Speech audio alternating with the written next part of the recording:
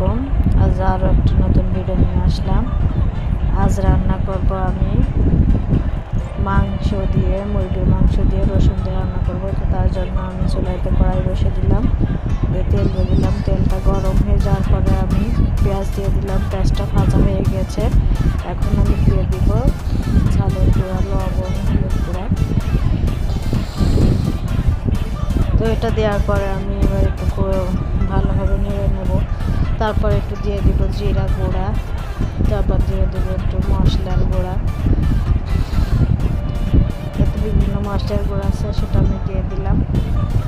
তো এখন আমি একটু মশলাটা ভালোভাবে একটু কষিয়ে নেব। আর কষানো হয়ে গেছে, এবার আমি একটু পরিমাণ মতো পানি দেবো একটু কষানোর জন্য।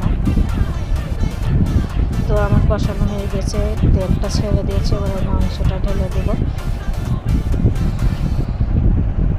তো এবারে মাংসটা দিয়ে দিচ্ছি। রসুন দিয়ে মাংস খেতে অনেক মজা লাগে। তোমার মাংসটা দেওয়া গেছে, আমি কষিয়ে নিচ্ছি মাংসটা।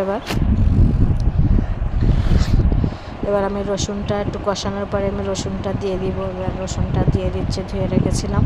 তো আমি আর একটু কষে নেব। তো আমার রান্নার ভিডিও যদি আপনাদের ভালো লাগে তাহলে আমার চ্যানেলটা সাবস্ক্রাইব করে আমার পাশে থাকবেন। আমার কষানো হয়ে গেছে, আমি এবার এটাতে একটু পানি অ্যাড করব ঝোলের জন্য।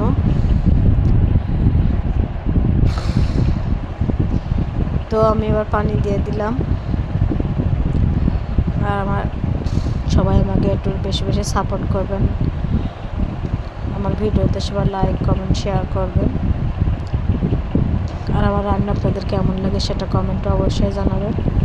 তো আমার মাংসটা প্রায় শেষের দিকে, আমি আর কিছুক্ষণ পর এটা নামিয়ে নিব। তো আমার এই যে ফাইনাল লুক, সবাই ভালো।